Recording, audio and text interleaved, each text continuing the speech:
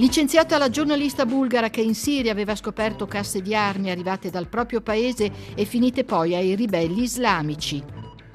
Per vendere anche negli Stati Uniti gli ultraleggeri che produce la slovena Pipistrel assembla agli aerei nel nuovo stabilimento di Gorizia. In difesa dell'ambiente, le donne bosniache occupano da quasi un anno il ponte di Kruščica per impedire la costruzione di una diga. In Repubblica Ceca vivono 70.000 vietnamiti, dai primi arrivi 30 anni fa ai successi delle nuove generazioni. In un documentario speranze e fallimenti delle proteste di piazza di 50 anni fa in Jugoslavia contro la borghesia rossa.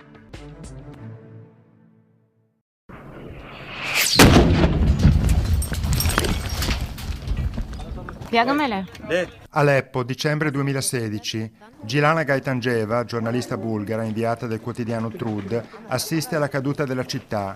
Nei depositi abbandonati in fretta ad Aleppo Est dai ribelli islamici del fronte al-Nusra, già affiliato ad Al-Qaeda, scopre casse di armi che provengono dal suo paese, la Bulgaria. Ero con un cameraman locale, avevamo i nostri informatori e quando i jihadisti si sono ritirati dalle loro posizioni ad Aleppo Est, lo stesso giorno siamo entrati in quella parte della città. Non è stato difficile trovare i depositi.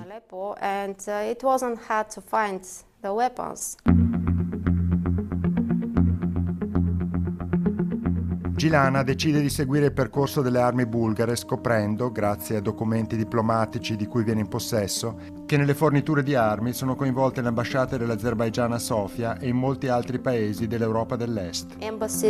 Sono stata in grado di ricostruire tutti i paesi coinvolti. I documenti provenivano dalle ambasciate dell'Azerbaigian in Serbia, Croazia, Romania, Repubblica Ceca e Montenegro. Le armi prodotte nell'Europa dell'Est e nei Balcani venivano inviate in Siria su voli diplomatici della compagnia azera Silkway Airlines, acquistate da compratori insospettabili. What was shocking for me was that in the documents it was Quello che mi ha scioccato era che i documenti indicavano come acquirenti di tutte queste armi il Comando Operazioni Speciali degli Stati Uniti, l'Arabia Saudita e gli Emirati Arabi Uniti. Quindi stiamo parlando di forniture di armi fatte da stati e non da compagnie private. So we are talking about weapon supplies between countries. Secondo Gajtandževa, le armi erano acquistate da Stati Uniti, Arabia Saudita e Emirati Arabi formalmente per i propri eserciti, in realtà per i ribelli siriani, utilizzando intermediari e coperture diplomatiche per nascondere origine e destinazione finale dei trasporti, una pratica vietata dal Trattato sul commercio delle armi. Stiamo parlando di 350 voli diplomatici per 3 anni a partire dal 2015. Ho i documenti del 2015, 2016 e 2017 fino a giugno 2017. L'intera storia viene pubblicata sul principale quotidiano della Bulgaria, il Trud, nel luglio 2017. Poco dopo, Gilana viene interrogata dai servizi di sicurezza bulgari, non sulla storia, ma sulle sue fonti, che rifiuta di rivelare. 3 ore dopo il mio interrogatorio ho ricevuto una telefonata dalla segretaria del quotidiano per cui lavoravo che mi diceva di andare in redazione per scrivere la mia lettera di licenziamento, cioè non di scriverla, ma di firmarla. Era già pronta.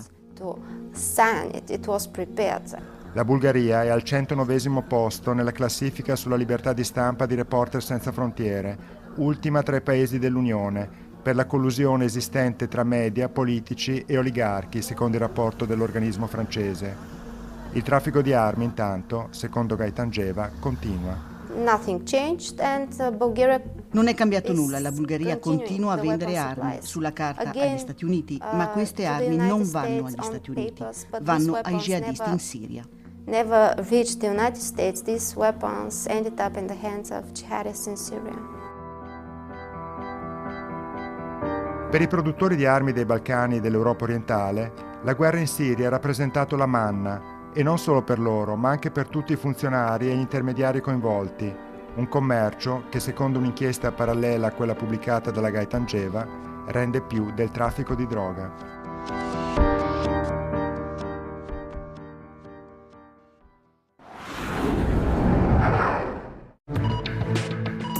Gli ungheresi sono chiamati oggi alle urne per rinnovare il Parlamento. Scontata la vittoria di Fidesz, partito conservatore guidato dal discusso premier Viktor Orban, che punta a conservare la maggioranza assoluta nel Parlamento di Budapest.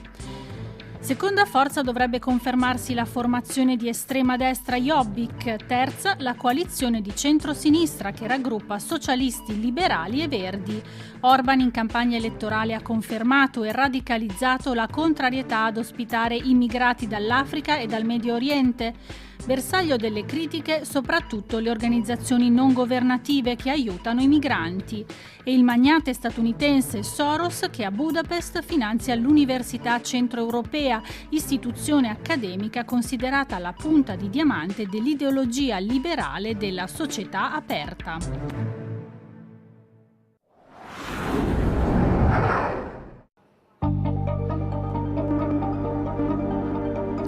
3 volte vincitori del premio NASA, nel 2007 per l'aeroplano più sicuro, nel 2008 per l'aereo tecnologicamente più avanzato e nel 2011 per quello più efficiente, i velivoli della slovena Pipistrel si sono definitivamente imposti sui mercati oltreoceano, quello statunitense, australiano e indiano.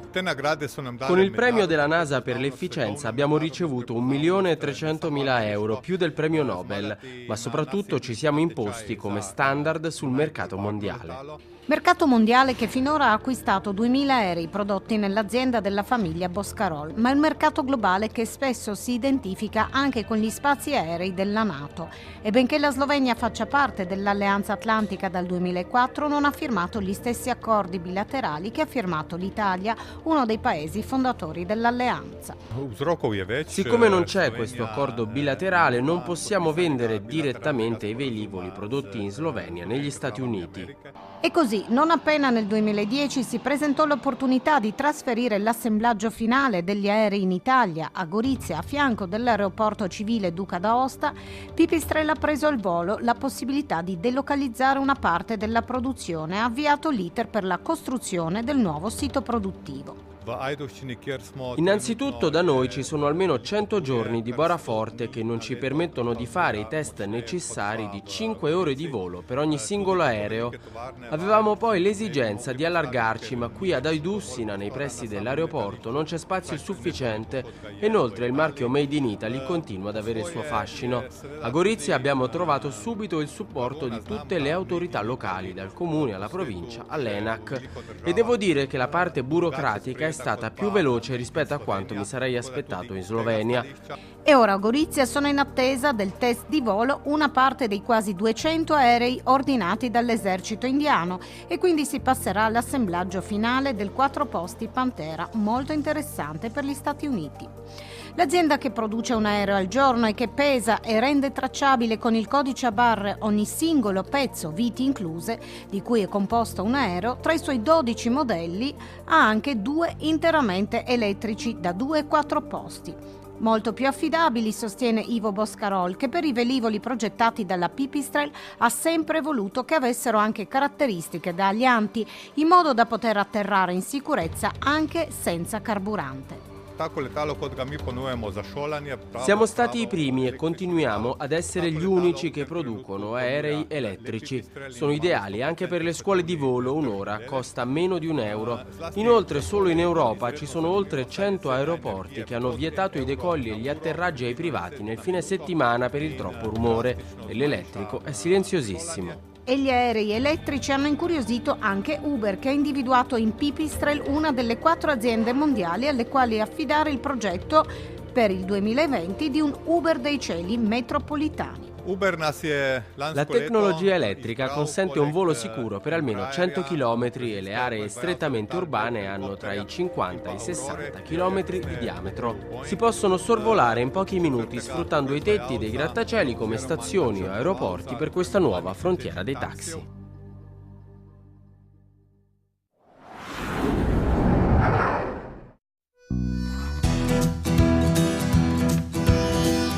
In Bosnia sono diventate un simbolo le donne del ponte di Kruščica, esempio di una comunità che difende il suo ambiente minacciato da quello che nella Bosnia ancora socialmente devastata dalla guerra viene chiamato turbocapitalismo. Kruščica è un paese di montagna. I suoi abitanti, musulmani e cattolici, sono contadini, allevatori, boscaioli. Una comunità che si è ritrovata unita per contrastare la costruzione di una diga che di fatto distruggerebbe l'ecosistema della valle.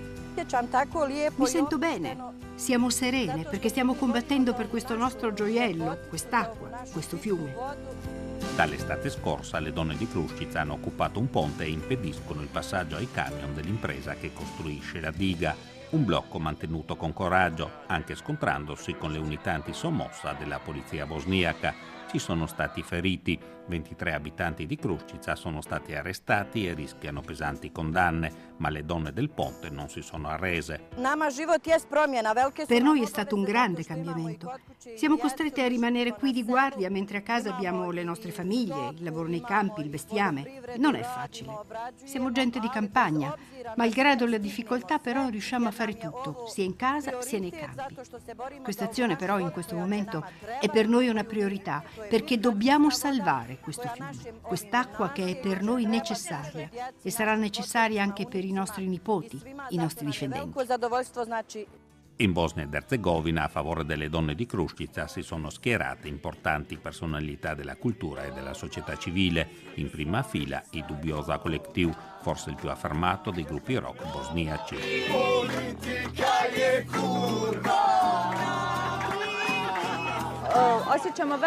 Abbiamo un grande bisogno di lottare. L'obiettivo è salvare questo fiume. È importante che noi donne combattiamo per difendere i nostri diritti. Gli abitanti di Kruščica, per rivendicare i propri diritti, si richiamano a regole e consuetudini sull'uso comune dell'acqua e dei pascoli che risalgono al periodo ottomano, leggi non scritte che garantivano i diritti dei contadini contro i soprusi dei vecchi feudatari ottomani, codici non codificati che però nella storia sono stati rispettati dagli amministratori asburgici, dalla monarchia jugoslava e anche dal governo comunista di Tito. A minacciarle ora è una nuova classe di imprenditori, prodotta dalla guerra e legata a doppio filo ai partiti etnici che governano la Bosnia ed Erzegovina.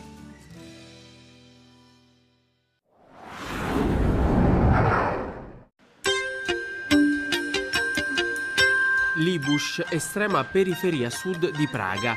Il suo nome ufficiale è Sapa, ma tutti la conoscono come Piccola Hanoi, una vera e propria città nella città. I 350.000 metri quadrati di prefabbricati e capannoni sono il cuore pulsante della comunità vietnamita in Repubblica Ceca. Qui la principale attività è la vendita all'ingrosso. Davanti agli occhi si apre una distesa di borse, scarpe e pantaloni. Nella Piccola Hanoi vivono in migliaia. Qui infatti c'è di tutto: parrucchieri, estetisti, meccanici, perfino una scuola e un tempio buddista e una miriade di ristoranti e piccoli locali. E visto che si lavora senza sosta, a Sapa vanno e vengono le biciclette che effettuano un particolare servizio a domicilio. Quella vietnamita è la terza comunità straniera in Cechia, prima non europea e conta circa 70.000 persone. Chi è arrivato tra gli anni 80 e 90 ha dovuto fare i conti con una lingua e una cultura sconosciute, ma c'è anche un'altra generazione di chi è nato qui o ci è arrivato giovanissimo. Li chiamano i ragazzi banana perché sono gialli fuori ma bianchi dentro. Dotu Trang, 28 anni, è una di loro. So my blog is called Asiatka. Il mio blog si chiama Asiatka, un gioco di parole tra il termine asiatica e la frase potrebbe essere un disastro.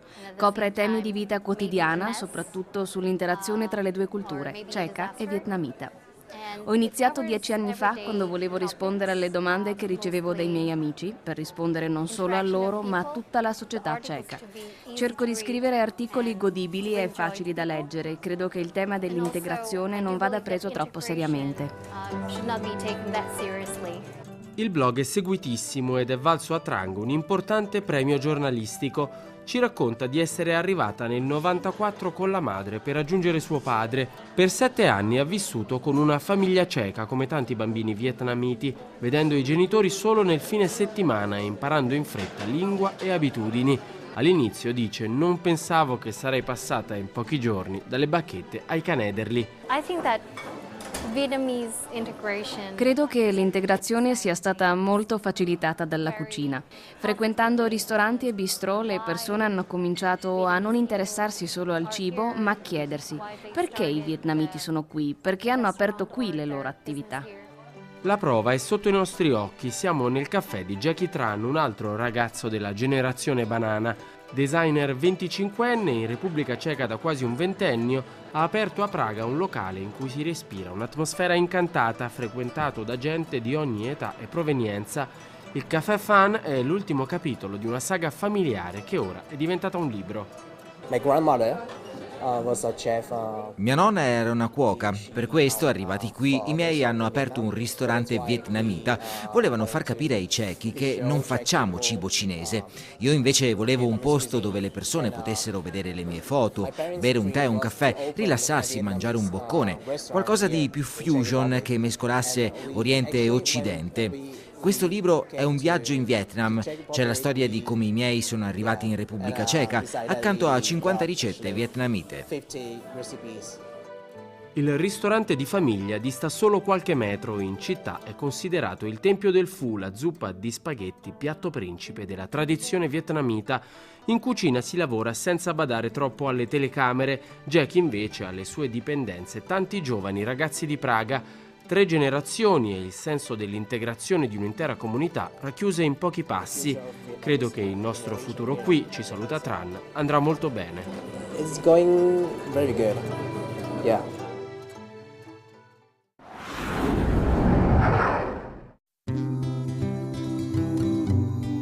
In sordina, senza enfasi, a Belgrado e Zagabria sono in corso preparativi per ricordare il 68. 50 anni fa, nei primi giorni di giugno del 1968, gli studenti di Belgrado, seguiti da quelli di Zagabria e Lubiana, scesero in piazza e protestarono, chiedendo un miglioramento delle condizioni di vita e di studio.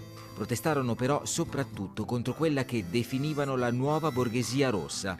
Come i loro coetanei in Occidente, reclamavano più uguaglianza, un movimento che ora viene ricordato da 2 uomini di cinema che parteciparono a quel movimento, il serbo Želimir Žilnik e il croato Nenad Puhovski, che a Trieste Film Festival ha presentato Generazione 68, un documentario sulle speranze e i fallimenti del 68 jugoslavo. 68 u Jugoslaviji je bio pokušaj zapravo. Il 68 nella ex Jugoslavia è stato un tentativo di far ritornare il socialismo titoista ai propri valori originari.